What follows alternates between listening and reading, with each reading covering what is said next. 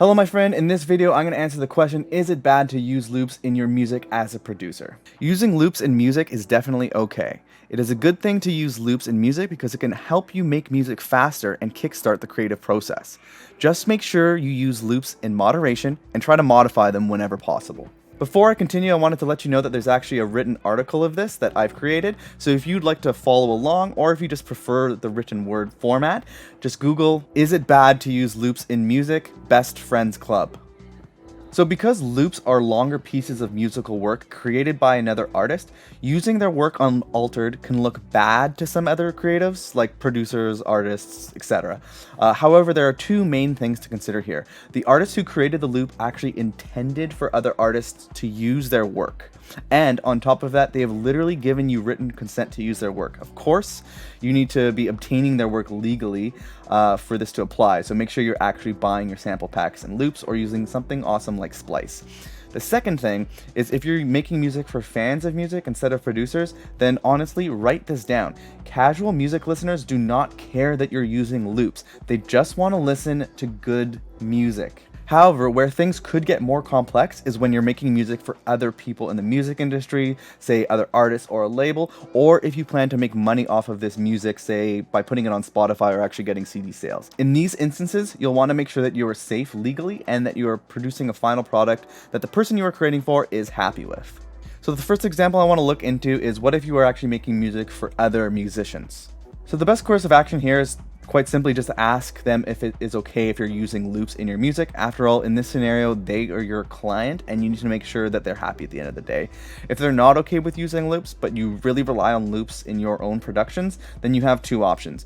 One, see if they will consider allowing non-melodic loops, basically loops without any noticeable melody. For example, drum loops is a very obvious one, are very safe when it comes to copyright and even anyone really noticing. So see if the people you are making music for are okay with this or not.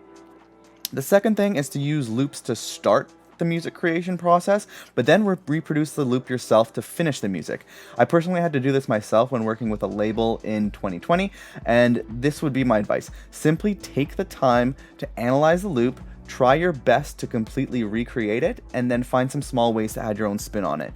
I had to do this myself, and actually it was a pretty cool way to improve my skills, is what I noticed. So with that said, the next thing is, what if you're actually making music for a record label? When it comes to dealing with a label on the issue of using loops, it really comes down to what the label is okay with and what will be in the record contract. If the label is okay with using loops, either because they don't care or they will actually clear any copyright issues for you, then you're obviously in the clear.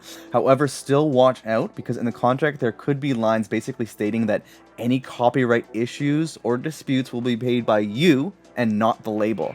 What they're saying here is, if anyone hits you with a copyright claim and the label needs to hire lawyers to settle things or anything like that, you're gonna pay all of those fees.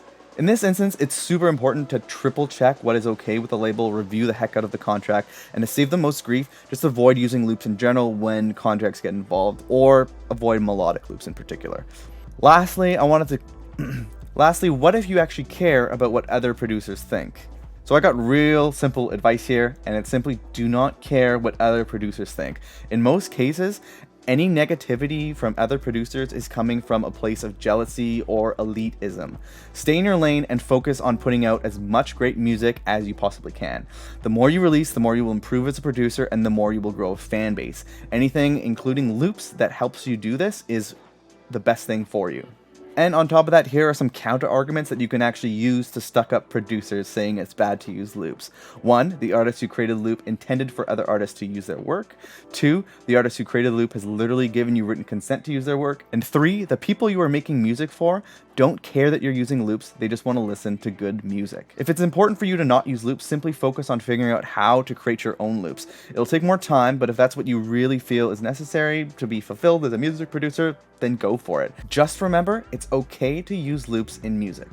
With that said, if you are going to be using loops in music, it's important to make sure that you use loops in original and creative ways. So I actually have 7 simple steps to use loops in original and creative ways listed on the website that I mentioned earlier. I can create a new video on this if you would like. Just let me know in the comment section below. Other than that, I hope you found this video useful. If you did, make sure you like and subscribe if you want to see more of this stuff. Good luck on your next release, and have a good one, my friend. I'll see you in the next video.